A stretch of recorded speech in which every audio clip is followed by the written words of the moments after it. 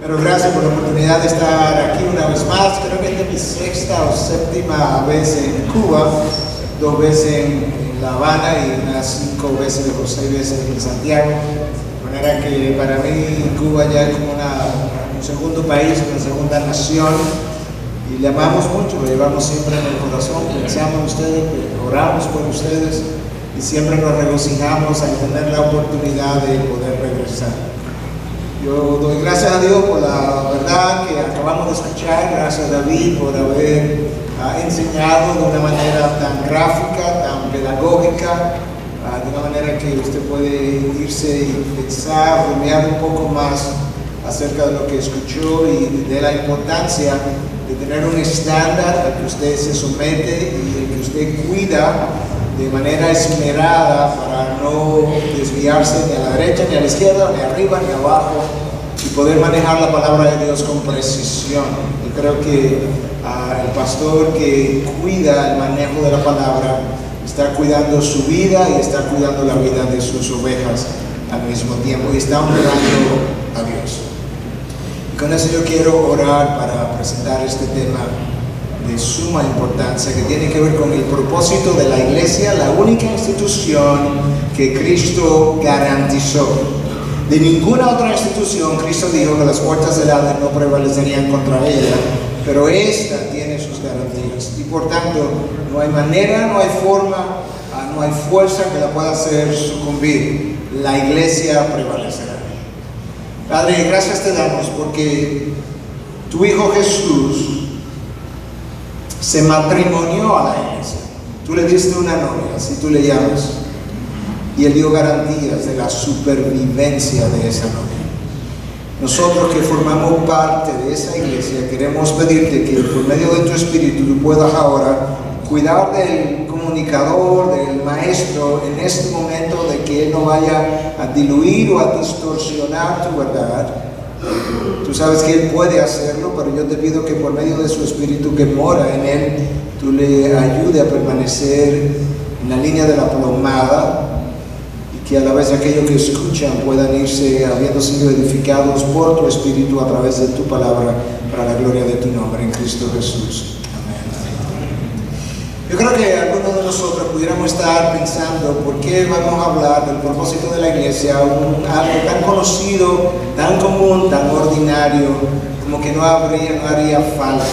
Y la realidad es que la única razón por la que vamos a estar hablando de este tema es porque lamentablemente a lo largo de los últimos años hemos visto muchas iglesias haciendo muchas cosas que no corresponden al propósito original para la cual Dios le dio origen. De manera que esto es un tema fundamental porque lo que ocurre frecuentemente con este tema es que asumimos que lo conocemos, asumimos que en realidad yo sé cuál es su propósito, asumimos que cuando hacemos lo que hacemos estamos llevando a cabo su propósito, pero frecuentemente no es lo que está ocurriendo. Yo quiero comenzar definiendo la palabra propósito para que tú puedas pensar un poco en el título mismo. El propósito es la intención original para la cual algo es creado. Pudiéramos definirlo de otra manera, la razón para la existencia de algo o de alguien. Y de esa forma tú puedes comenzar a pensar cuál fue la intención original en la mente de Dios a la hora de Él diseñar su iglesia o Él crear su iglesia. El destino final que hizo que alguien comenzara el camino pudiera ser la definición de propósito, finalmente el objetivo que inspiró la creación de algo. Cuando Dios pensó en la iglesia, ¿cuál fue su objetivo? ¿Cuál fue su propósito? ¿Cuál fue su intención? ¿Qué se proponía? ¿Qué iba a perseguir? De eso que queremos hablar a lo largo de este tiempo. Y pudiéramos comenzar a preguntarnos, ¿el propósito de la iglesia es estudiar la palabra? La iglesia necesita estudiar la palabra. Es un lugar donde venimos y estudiamos la palabra, pero ese es su propósito. El propósito de la iglesia sería discipular, evangelizar. Es un lugar donde nosotros evangelizamos y discipulamos, pero ¿es ese el propósito? Ayuda mutua, Es algo que nosotros vemos y debemos hacer en la iglesia, pero ¿es esta la intención? ¿Es coinonía, compañía cristiana de unos con otros? Bueno, nosotros debiéramos hacer esas cosas, igual como debiéramos celebrar el bautismo, debiéramos celebrar la comunión, pero son esas cosas, una de ellas, todas juntas, el propósito revelado en la palabra por la cual Dios creó su iglesia, o son esas cosas instrumentos y medios a través de los cuales Dios quiere llevar a cabo su propósito. Y yo quisiera explorar entonces esa pregunta. Y si lo vamos a explorar, tenemos que explorarla a la luz de la palabra de Dios, no a la luz de una opinión. Yo no quiero que tú te vayas de aquí con la opinión mía, yo quiero que tú te vayas de aquí con la opinión de Dios, y esa opinión está solamente en su palabra. Y por eso yo quiero que nos vayamos al libro de Efesios, que algunos han llamado el libro de la iglesia, donde nosotros verdaderamente podemos encontrar mucho de lo que Dios tiene que decir con relación a la iglesia. Y el propósito de la iglesia está justamente definido en ese capítulo primero, comenzando en el versículo 4 en adelante.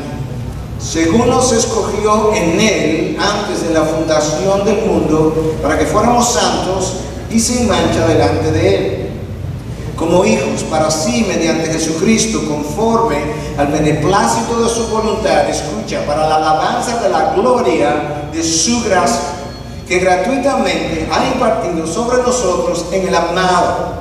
En Él tenemos redención mediante su sangre, el perdón de nuestros pecados según las riquezas de su gracia, que ha hecho abundar para con nosotros en toda sabiduría y discernimiento.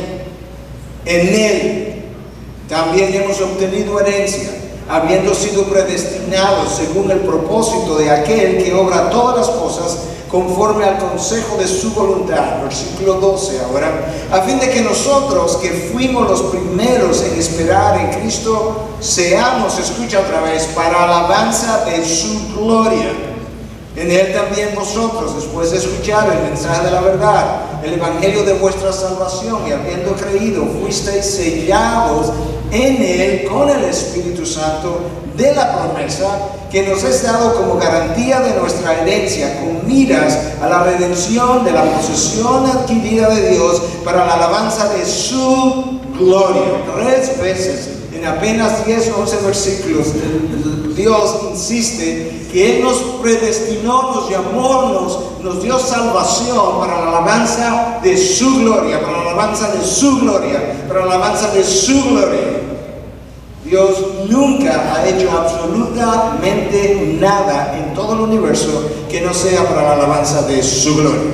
No importa si esa es la creación del universo, si esa es la cruz de Cristo, o si esa es la iglesia, o si es el matrimonio, o si es mi vida. Cada una de las cosas que Dios ha hecho y diseñado tienen como centro, tienen como eje justamente la alabanza de su gloria.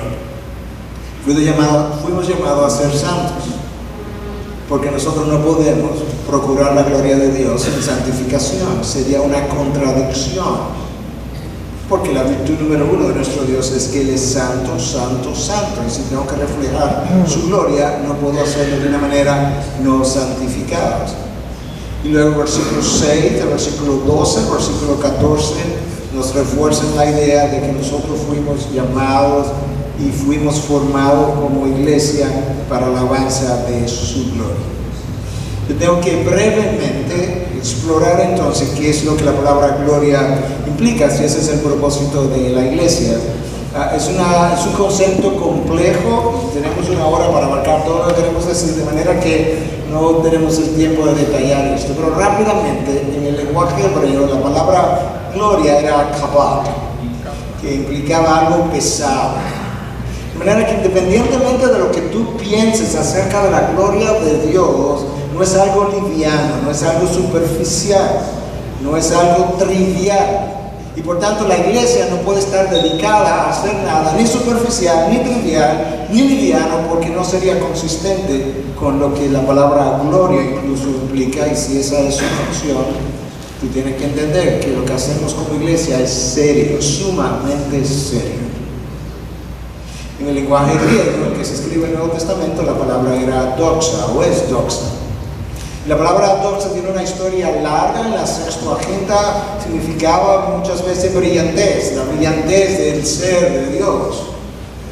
Pero en el lenguaje griego, ¿verdad?, antiguo, muchas veces lo que esa palabra implicaba era crear una buena opinión. Tenía algo que ver con crear una buena opinión acerca de alguien. De manera que cuando yo glorifico a Dios, eso que yo digo, eso que yo, de lo cual testifico, debe crear en la mente del que me escucha una buena opinión acerca de Dios.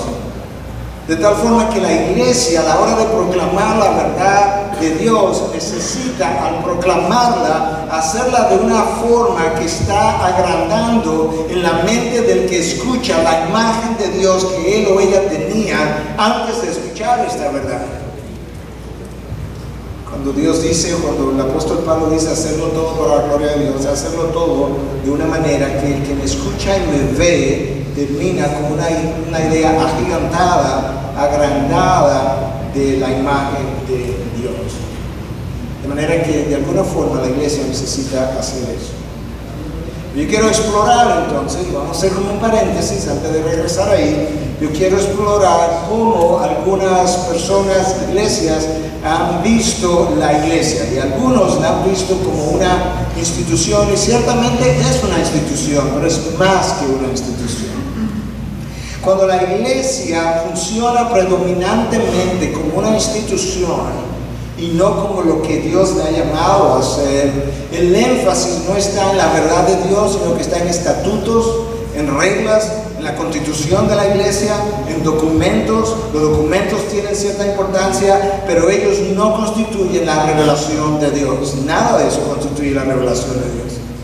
Pastor, bueno, pero que se supone que los documentos y las reglas y las constituciones están basadas en la palabra de Dios. Cuando nosotros pensamos de esa forma, hemos asumido la Biblia. El problema es que cuando tú asumes la Biblia, la próxima generación olvida la Biblia. No puedes asumir la Biblia. No importa si lo que tú haces o escribes está basado en la Biblia, no es la Biblia.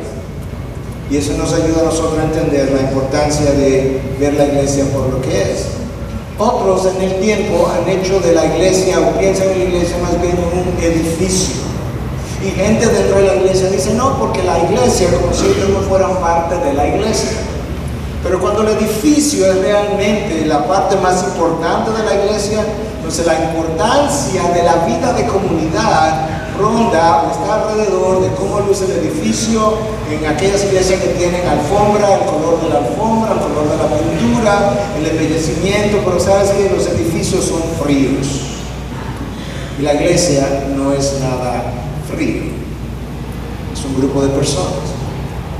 Y si pensamos en la iglesia como un edificio y básicamente la función de la iglesia está dentro de estas cuatro paredes, eso es una contradicción con la Gran Comisión, porque la Gran Comisión nos llama a ir y a ser discípulos. Tenemos que salir de las cuatro paredes. Y muchas veces entonces cuando el edificio es como lo que define la iglesia, nosotros comenzamos a hacer actividades dentro de ese edificio y al fin de cuentas estamos usando a las personas en vez de estarle ministrando a las personas. Usamos a las personas para hacer actividades en vez de usar las actividades para ministrar a las personas. Y eso es donde mucha gente y mucha iglesia está. Yo recuerdo hablando con la esposa de un anciano de una iglesia a la que yo pertenecía en Estados Unidos, y me decía que en su pasado ella tenía creo que 13, 15 años en escuela dominical durante el tiempo del sermón, de manera que ella tenía 13 a 15 años sin oír un sermón en la iglesia en la que ella pertenecía. Eso es usar a una persona para llevar a cabo una actividad. 13 a 15 años de no alimentación del púlpito de su propia iglesia. Yo no puedo olvidar que las cosas que hacemos es para la gloria de Dios, pero parte de ese propósito es justamente ministrar a esa gente que Dios llama a su iglesia.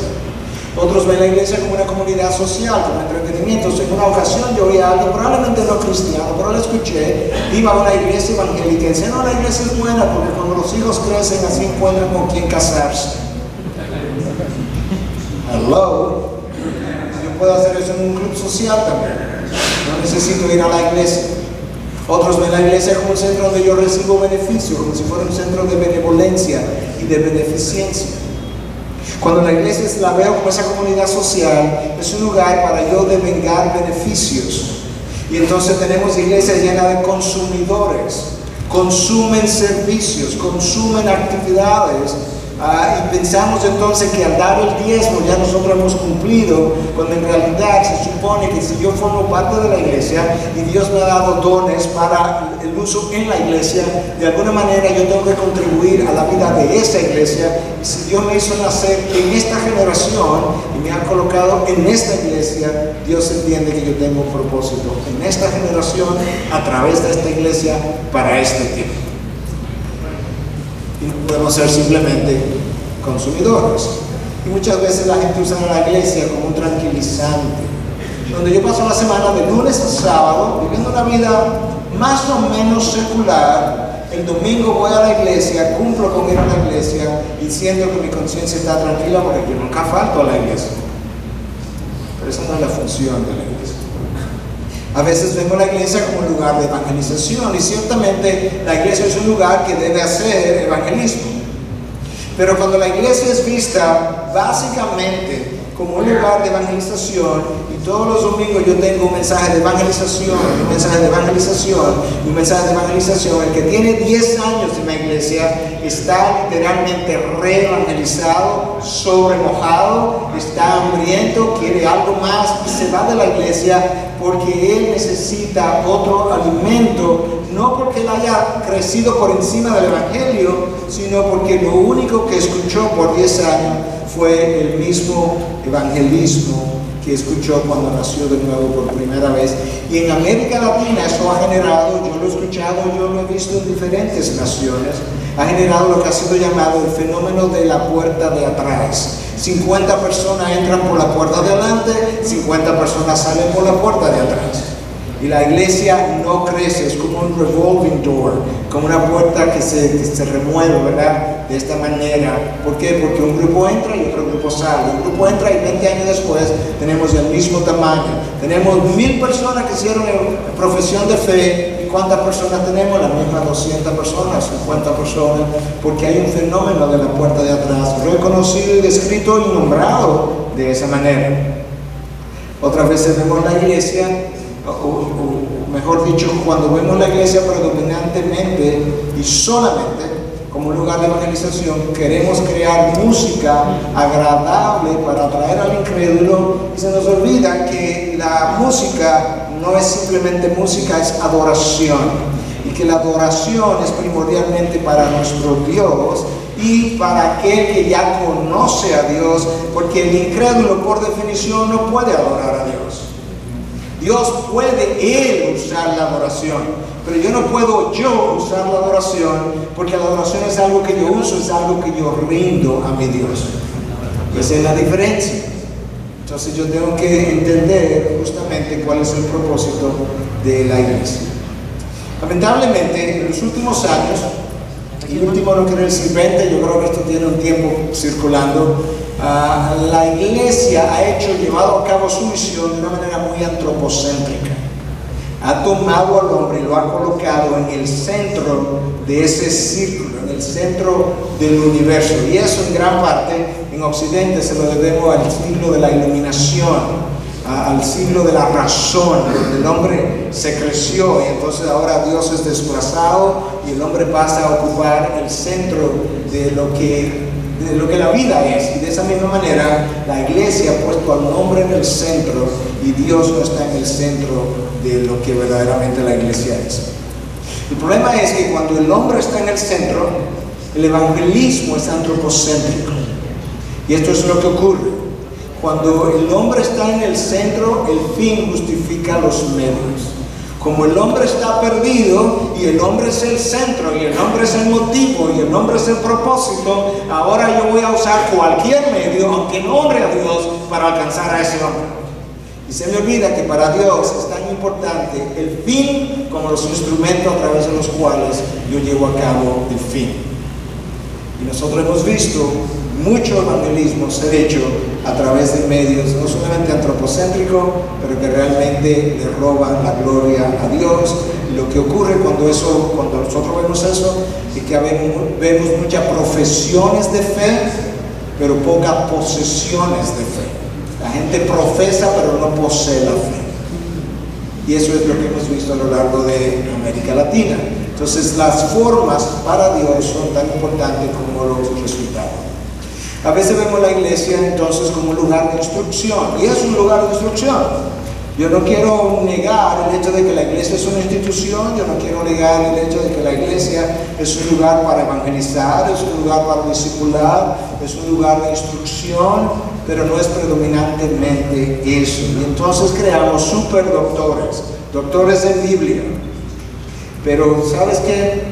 Tenemos mucha gente, y la he conocido, mucha gente que puede repetir la Biblia, que tiene más versículos memorizados que lo que yo pudiera memorizar, pero con pocas vidas transformadas, con pocas vidas conformadas a la imagen del Hijo. Gente con poca pasión por los perdidos, gente con poca pasión justamente por el evangelismo, gente que canta pero no adora. Eso es una epidemia, lo que es cantar sin adoración. Porque nosotros hemos hecho de la música como algo que es un puente, que compra un tiempo entre esta actividad y esta actividad.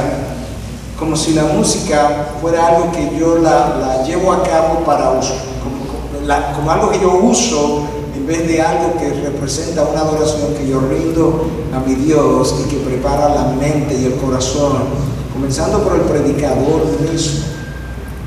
Si hay algo que el grupo de adoración de nuestra iglesia escuchó al momento de su formación, y ni siquiera lo escuchó de mí, por lo cual doy muchas gracias a Dios, pero vino alguien de Estados Unidos que yo conocía y comenzó a hablar con ellos, le dio ciertas instrucciones, y una de las cosas que le dijo: uno de tus mayores retos es ministrar a tu pastor antes de subirse a predicar, porque cuando él predique después de adorar y cuando predique sin haber adorado, será la diferencia entre una cosa y la otra.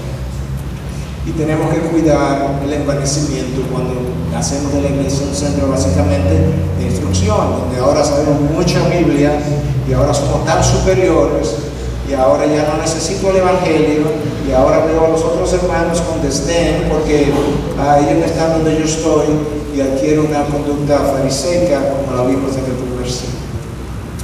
¿Qué es la iglesia entonces? Yo la definí de esta manera, esta es mi definición. Probablemente nada original, porque no hay nada original debajo del cielo, pero es la manera como yo pude recoger en palabras lo que yo entiendo la iglesia es. La iglesia es un grupo de personas que el Padre escogió, que Cristo redimió a precio de sangre, y que el Espíritu Santo regeneró, escucha qué más, y capacitó para proclamar su gloria y hacer la obra del ministerio. Entonces la iglesia es un grupo de personas elegida por el Padre, redimida por el Hijo, sellada y regenerada por el Espíritu Santo, pero también capacitada por el Espíritu para proclamar la gloria de Dios y hacer la obra del ministerio, a través del cual la iglesia procura la gloria de aquel que le diseñó y le pensó. Entonces ahora podemos tener una mejor idea de ciertamente lo que es la iglesia. Mira al final de la historia redentora. Es bueno ver las cosas a lo largo de toda la Biblia, es lo que llamamos teología bíblica. Tú mira esta idea en el Antiguo Testamento, tú la ves a lo largo del Nuevo Testamento, y lo ves al final de la historia redentora. En Apocalipsis 19, ya el libro de Apocalipsis está cerrando, y tú escuchas estas palabras en el versículo 17: regocijémonos y alegrémonos y démosle a Él la gloria, porque las bodas del Cordero han llegado y su esposa, esa es la iglesia, se ha preparado. al final de la historia, cuando ya la historia está a punto de cerrar, hay un énfasis todavía de que nosotros estamos ahí delante de el Dios eterno, delante de su trono, para darle a Él la gloria por el resto de la eternidad. Y si eso es cierto, en la presencia de Dios en los cielos, no puede ser menos cierto ahora, en esta antesala, de este lado de la gloria, en preparación justamente para entrar al lugar donde ese será la proclamación de ángeles, arcángeles, serafines y de los santos redimidos. Yo decía que Dios no ha hecho absolutamente nada que no fuera para su gloria, y yo estoy dispuesto a tratar de probar eso por la Biblia. Porque si yo lo digo y no lo puedo anclar en la Biblia, por favor no lo creas. No quiero que creas nada que la Biblia no pueda sustentar. De tal forma que mencioné eso en un principio, pero tenía que ir a los pasajes donde pueda ilustrar de manera clara que ciertamente eso es así. Cuando Dios habla de la creación del universo, en el Salmo 19, escucha lo que dice: los cielos proclaman la gloria de Dios y la expansión anuncia la obra de sus manos. Cuando tú contemplas el universo, el salmista que escribió esto no necesitó de un telescopio como el hombre de hoy en día para entender que ese universo que está ahí tenía que mandatoriamente tener detrás, valga la redundancia, un diseñador, un creador.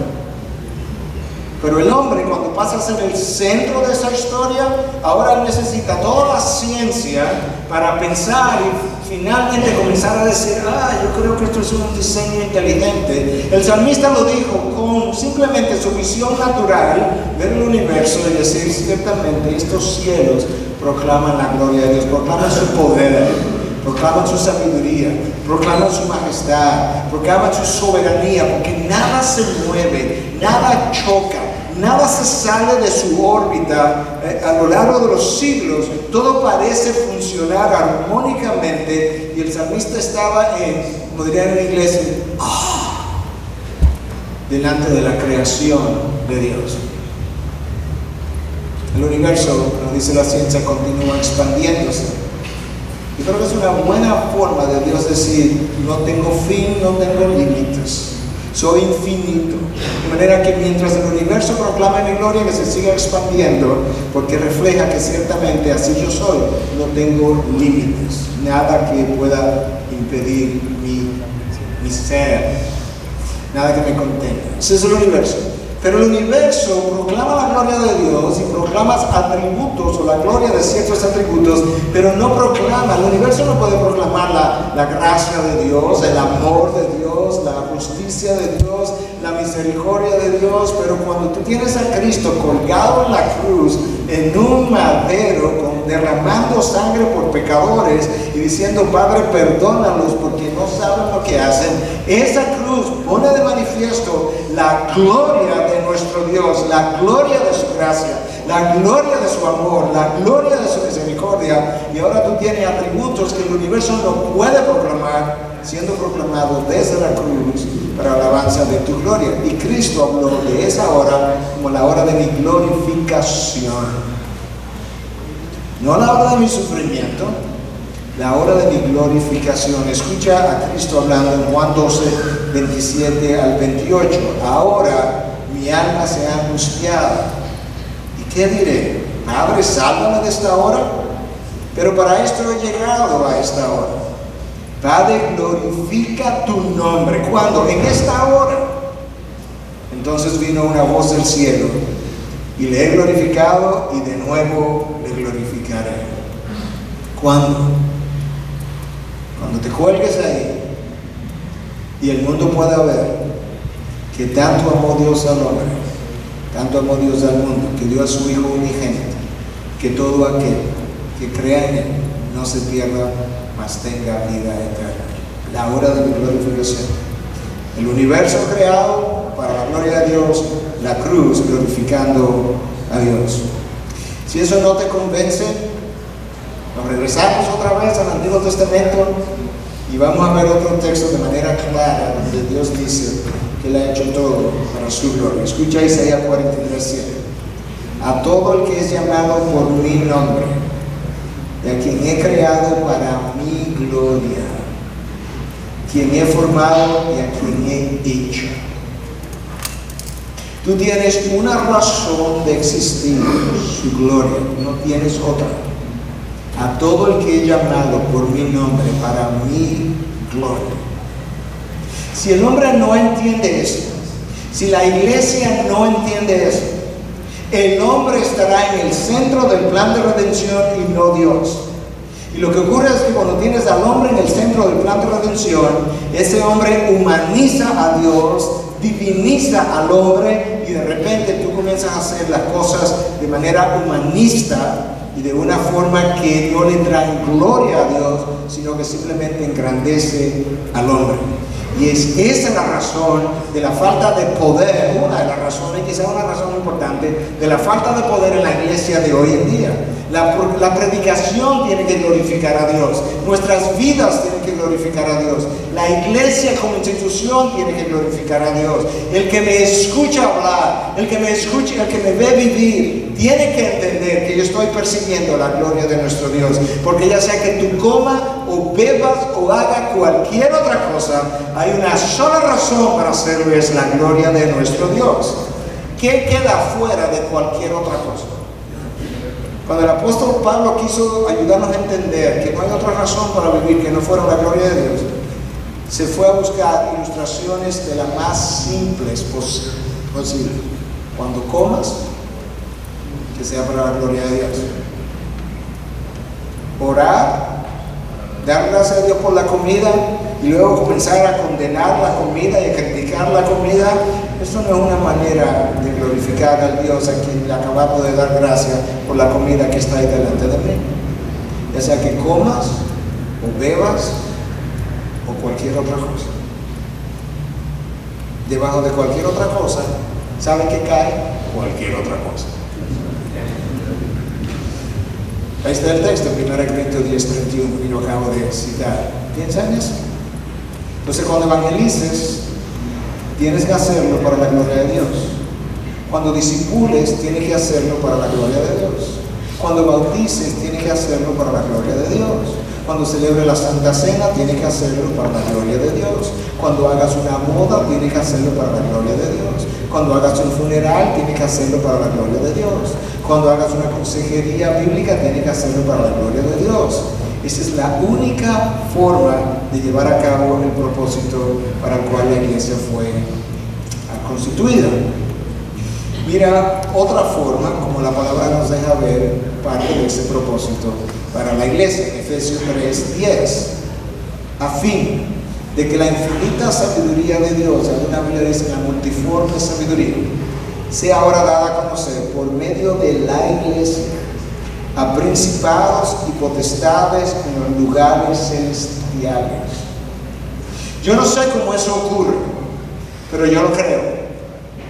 Yo creo lo que el texto dice, que Dios está usando su iglesia para poner de manifiesto, en primer lugar, su sabiduría multiforme, multicolor, que no tiene límites, y que de alguna manera principados y potestades en las regiones celestiales que no son omniscientes están aprendiendo acerca de la sabiduría de Dios aún el día de hoy a través del propósito que Dios lleva a cabo por medio de su iglesia. De manera que en cierta medida nosotros somos un instrumento de enseñanza de la sabiduría de Dios para el mundo y para principados y potestades en las regiones celestiales. Si eso no nos llama la atención de una manera sobria a entender el trabajo que estamos haciendo, yo no creo que nada más lo va a hacer. Que tú eres como un pizarrón, un blackboard, como dicen en inglés, y una tiza a través de la cual Dios está enseñando a principados y potestades en las regiones celestiales. ¡Wow! Yo creo que nos hemos familiarizado tanto con la iglesia, venimos tantas veces a la iglesia, que la iglesia la hemos ordinarizado. Y es como cualquier otra cosa que hacemos en la vida. Cuando iba a comenzar, o unos años antes, yo comenzara a pastorear, un pastor me enseñó estas 3 preguntas. Y yo le di muchas gracias a Dios por haber escuchado antes de comenzar a plantar una iglesia. Porque estas 3 preguntas me han ayudado a mí a tratar de mantener la gloria de Dios en el centro. Número 1, ¿es esto bíblico? Número 2, ¿cuál es mi motivación? Porque lo cierto es, hermano, que si la verdad es conocida, mucho de lo que nosotros decimos que es para la gloria de Dios no lo es. Y muchas veces decimos, alguien nos da un halago y decimos, para la gloria de Dios. Muchas veces no lo ha sido.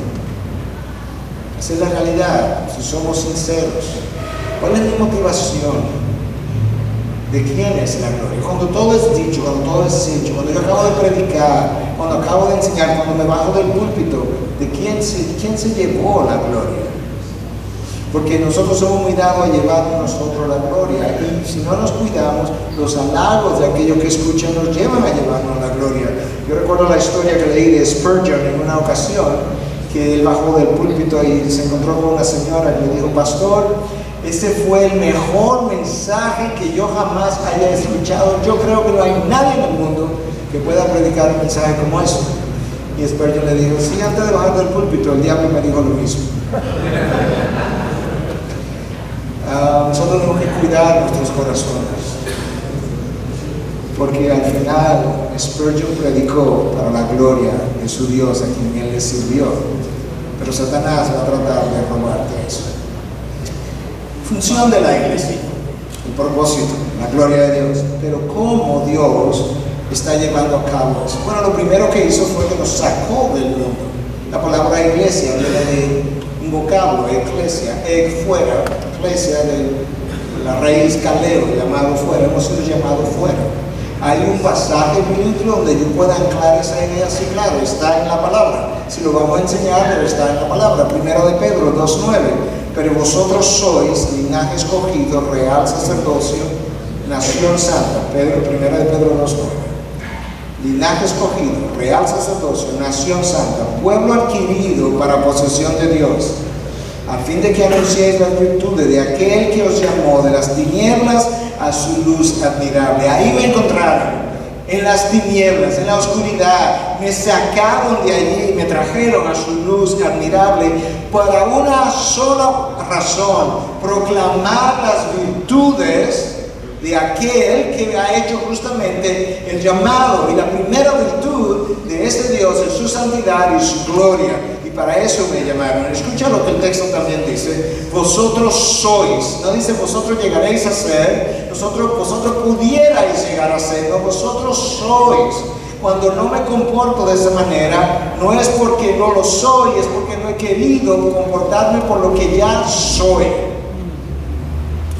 Linaje escogido, real sacerdocio, nación santa. Yo no puedo proclamar las virtudes de aquel que me llamó sin ser santo, sin ejercer mi sacerdocio real y sin entender que soy parte de un linaje escogido.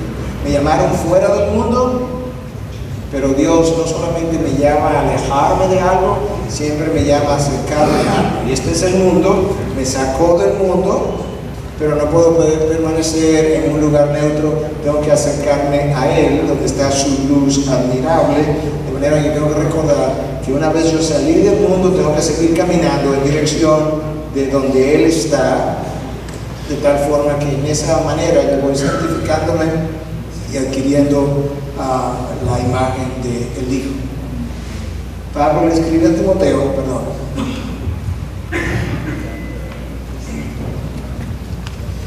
le dice que fuimos llamados con llamamiento santo.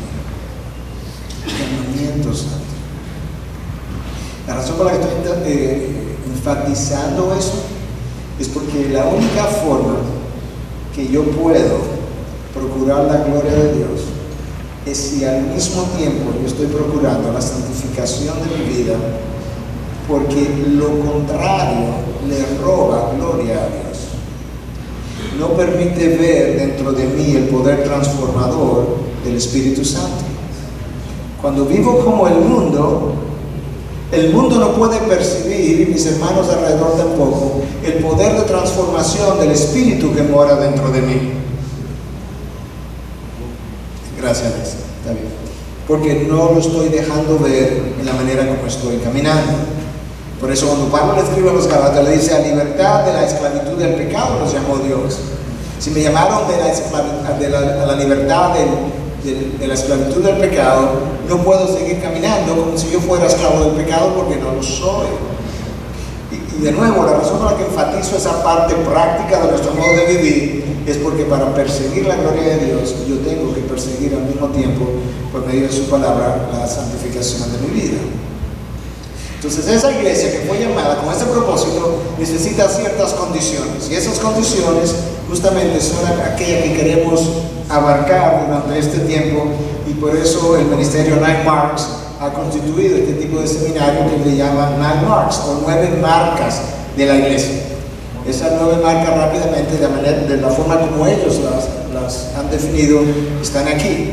Tú necesitas una predicación expositiva, de eso es que David comenzó a hablarnos y estará hablándonos más en los próximos días. Una predicación que exponga el consejo de Dios por lo que fue dicho, por lo que fue inspirado, y que sea cristocéntrica esa exposición. Número 2, debe haber una teología bíblica, una sana doctrina. Pero una teología bíblica implica que al predicar la palabra yo estoy tomando en cuenta toda la revelación de Dios, de principio a fin, porque me da una idea más completa de lo que Dios está tratando de comunicar. Número 3, debe haber el evangelio, debe ser algo central. Y pudiéramos decir: pastor, pero ¿cómo es posible que estemos hablando del evangelio? Bueno, yo he estado en ocasiones donde la gente ha hecho, entre comillas, evangelismo, ha llamado a una profesión de fe, y donde yo le garantizo que el evangelio no fue proclamado. Porque en una ocasión, hace 17 años, lamentablemente a mí me tocó traducir para una persona como esa, y al final yo no podía creer lo que mis ojos estaban viendo. Un llamado a hacer profesión de fe donde el evangelio ni se mencionó. Evangelismo es parte es como hacer una gran comisión, evangelizando a los perdidos. Conversión, sí, porque yo puedo hacer evangelismo sin conversión, tengo que entender la conversión, que es algo sobrenatural que Dios hace. Nacemos de nuevo por la obra del Espíritu Santo, Juan 3, eso es como nazco. Nadie puede ver el reino de los cielos si no nace de nuevo primero. Nazco de nuevo y luego veo el reino de los cielos. Discipulado, aquel que evangeliza necesita ser discipulado, necesita crecer a la imagen de Cristo. Y luego que tengo un grupo de personas que ha sido convertida y que es discipulado, necesito organizarlos y ayudarles a entender su responsabilidad dentro del cuerpo de Cristo. Y una de las cosas que nos ayuda a comunicar responsabilidad es membresía, le da estructura, le da estabilidad a la iglesia, y podemos saber quién pertenece y quién no pertenece. Disciplina. Lamentablemente, cuando la iglesia tiene al hombre sentado en el centro, no quiere hacer disciplina. Le tiene miedo a la disciplina. Le tiene miedo a que las ovejas se vayan. Le tiene miedo a que la iglesia se vacíe. Pero si hay algo que yo aprendí y pusimos en práctica en nuestra iglesia desde el día 1, es la necesidad de la disciplina privada y pública, porque existen ambas metodologías para mantener la pureza y la santidad de la iglesia como ejemplo para el resto de los que observan y para el beneficio del alma de aquel que es disciplinado. Nuestra iglesia es disciplinada en número X, porque es una iglesia grande en estos días. Al día de hoy, Dios es mi testigo, nadie se ha ido de la iglesia porque haya sido disciplinado públicamente.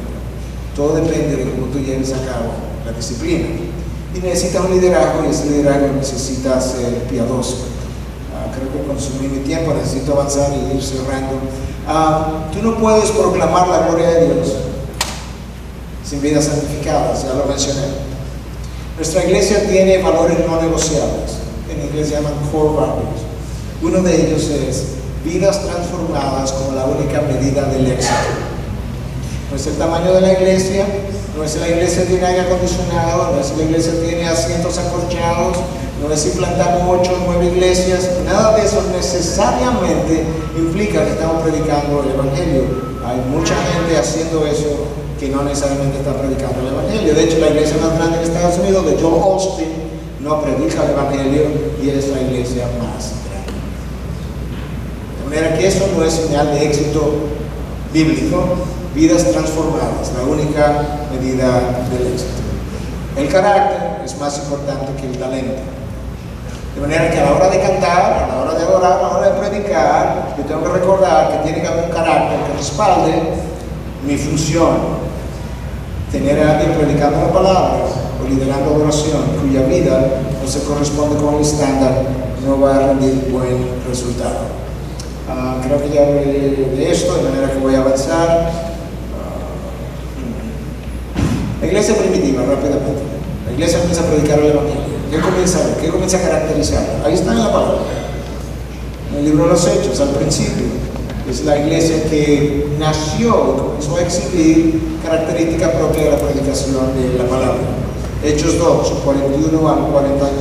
Entonces, los que habían recibido su palabra fueron bautizados, fueron evangelizados. Es una de las funciones que la iglesia lleva a cabo. Y se añadieron aquel día como 3,000 almas. Y se dedicaban continuamente a las enseñanzas de los apóstoles, discipulado continuamente a la enseñanza de los apóstoles, a la comunión, al partimiento del pan y a la oración. Allá hay adoración. Toda esa cosa la iglesia necesita llevar a cabo. Necesita llevarla a cabo de una manera bíblica. Son parte de sus responsabilidades, pero son medios, instrumentos de procurar la gloria de Dios. Yo creo que nosotros frecuentemente confundimos el fin o el propósito con los medios o los instrumentos a través de los cuales perseguimos el propósito. Y ahí tú lo puedes ver.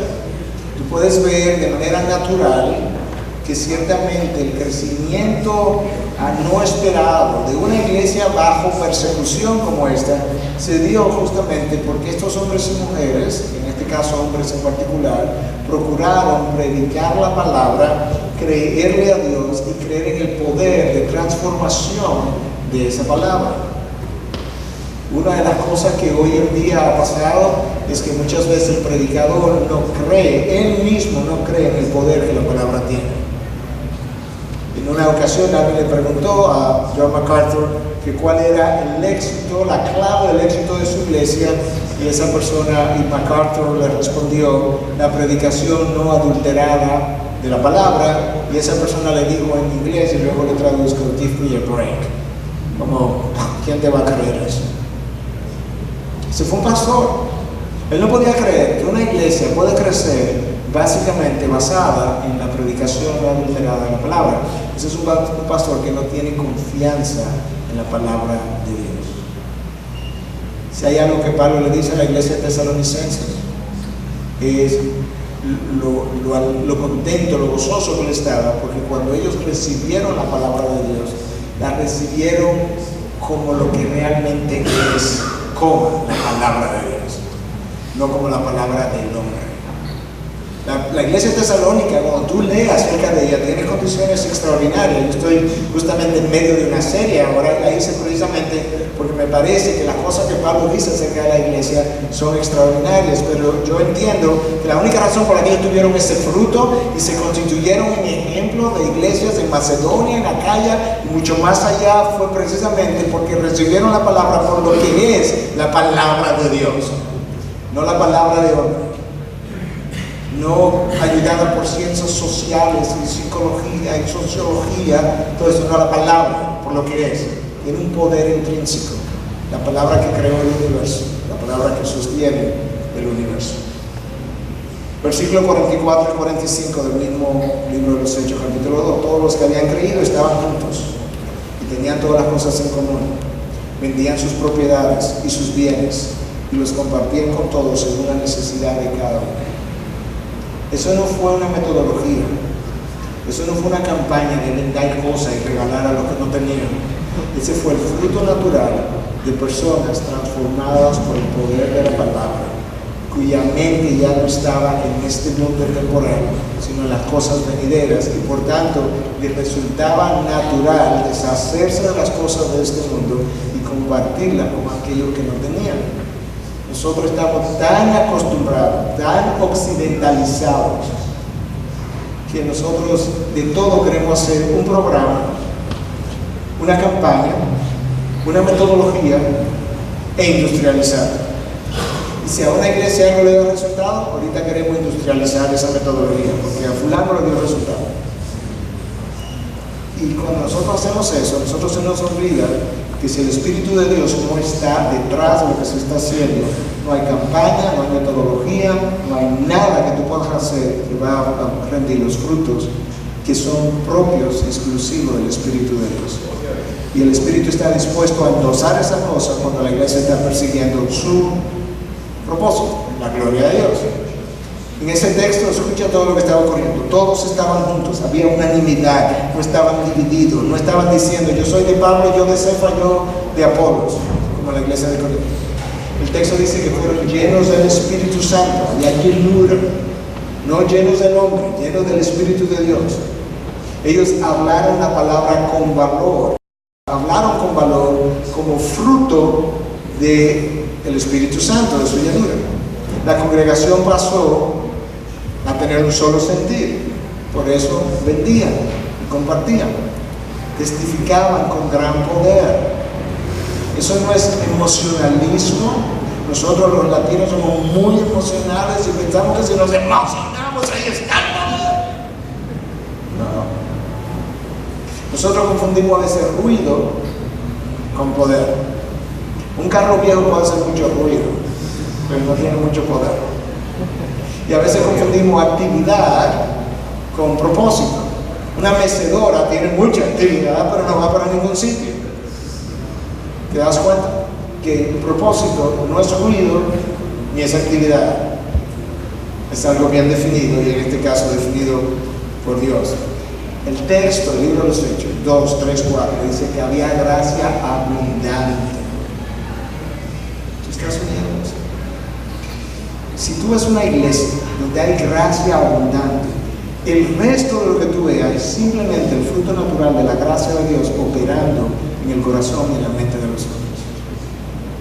Pero gracia abundante no depende de un sistema, de una metodología, de un programa. Gracia abundante es el fruto del mover de Dios que crea una presencia palpable, tangible. No lo veo, pero Dios está aquí, se está moviendo de alguna forma. La presencia manifiesta de nuestro Dios. La iglesia necesita proclamar el Evangelio, necesita encarnar el Evangelio. ¿Qué yo quiero decir con eso? Muchas veces proclamamos muy bien el Evangelio, pero luego cuando la gente se relaciona conmigo, yo no lo veo en mi vida, o el otro no lo ve en mi vida. Y eso es una contradicción. Si nosotros vamos a proclamar el Evangelio, la gente tiene que escucharlo detrás del púlpito, pero tiene que verlo fuera del púlpito, en nuestras relaciones, cómo nos perdonamos, cómo nos amamos, cómo nos buscamos, cómo nos fortalecemos. Y cómo entonces estamos continuamente procurando y proclamando la gloria de la cruz, como esa canción que algunos de ustedes quizás conocen. Esto es una definición también mía, pero no es original, estoy seguro, porque no hay nada nuevo debajo del sol. Por eso pues yo recogí lo que el Evangelio es. Es el mensaje de buenas nuevas, es un mensaje y es de buenas nuevas de Jesucristo, no es de ningún otro, que proclama que a través de su vida, su muerte y resurrección, proclama el perdón de pecados, que es ofrecido al pecador por pura gracia, lo cual él puede obtener por medio del arrepentimiento. La palabra arrepentimiento tiene que estar en el lenguaje de nuestra proclamación del Evangelio, porque muchas veces vemos hoy gente haciendo profesión de fe sin nunca haberse arrepentido. Pero en los evangelios, en el libro de los Hechos, el mandato era arrepentidos, que el reino de los cielos está cerca. Arrepentidos para que el tiempo de refrigerio lleguen a vosotros, arrepentidos. Entonces, siguiendo con mi definición, el perdón de pecados ofrecido por pura gracia, lo cual él puede obtener por medio del arrepentimiento, recibiendo la vida eterna, luego de poner su fe en Jesús. Por gracia, a través de la fe y a través de un arrepentimiento, entonces Cristo, que ofreció su vida en la cruz y que vivió una vida también y resucitó después de haber muerto, ha producido un mensaje de salvación que llamamos el Evangelio. Eso es importante. El Evangelio no tiene nada que ver con status quo. Si queremos mantener el status quo de la iglesia, no vamos a predicar el Evangelio. No se trata de tener una mejor vida. Tu mejor vida no es ahora, es la vida eterna.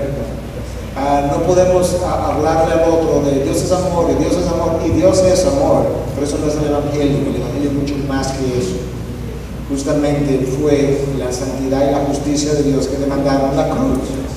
En el último sentido es Dios Padre que clava al Hijo en la cruz. Romanos 3, 23 al 26. Dios lo recibió públicamente porque habían pasado por alto los pecados de los hombres anteriormente y ahora Él decidió justamente ser el justo y el que justifica.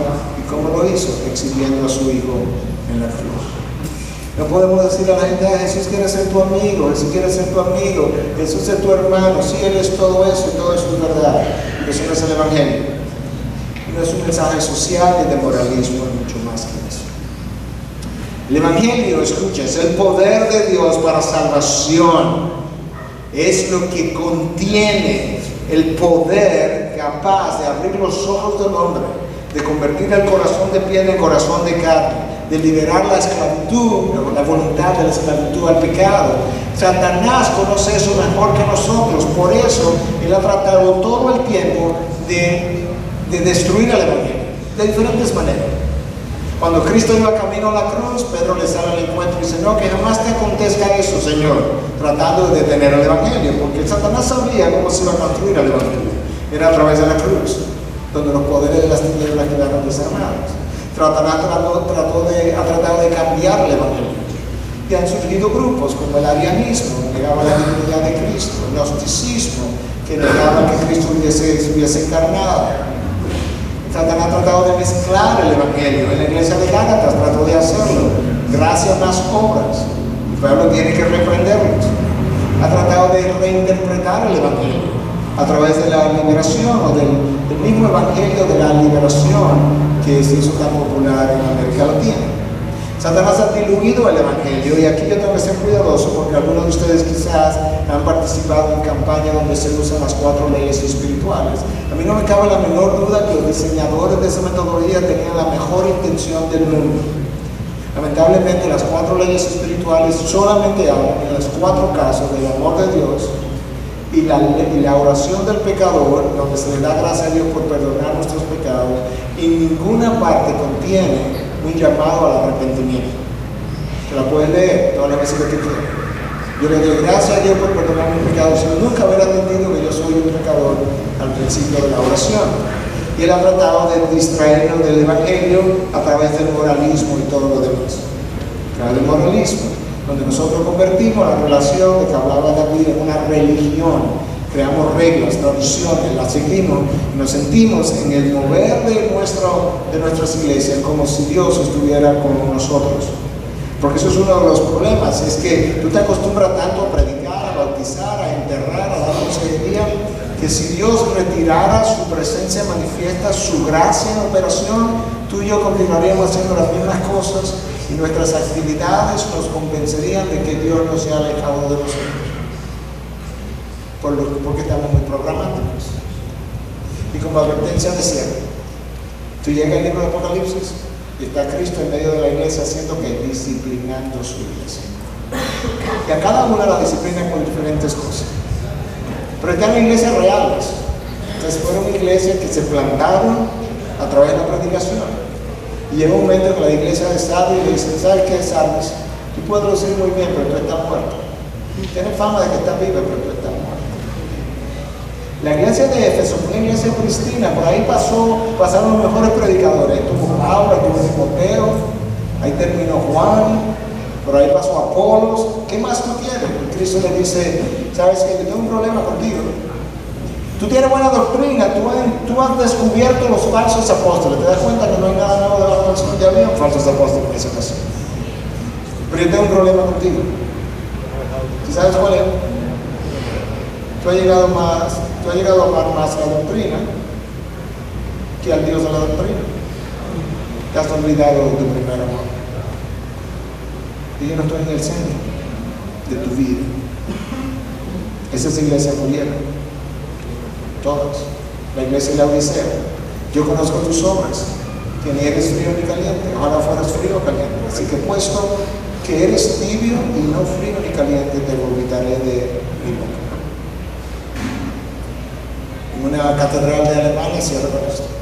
Hay un cuadro grande con una escritura sobria, pero que nos llama a la sobriedad como iglesia.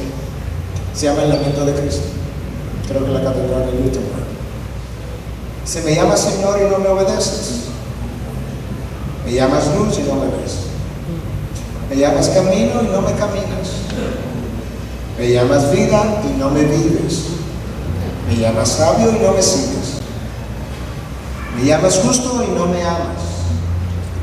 Me llamas rico y no me pides. Me llamas eterno y no me buscas. Si te condeno, no me juzgues. Sardos, Laodicea, Éfeso, si te condeno, no me juzgues. ¿Cuál es el propósito de la iglesia? Fuimos en él también vosotros, después de escuchar el mensaje de la verdad, el evangelio, o sea, el mensaje de vuestra salvación, y habiendo creído, fuiste sellado con el don del Espíritu Santo de la promesa, que nos es dado como garantía de nuestra herencia, con miras a la redención de la posesión adquirida de Dios para alabanza de su gloria.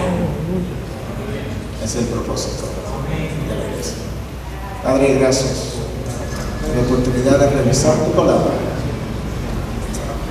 el privilegio de ser parte de tu iglesia. Gracias por tanta gracia para con nosotros. Nos hiciste nacer de nuevo, nos sostiene dentro de tu iglesia.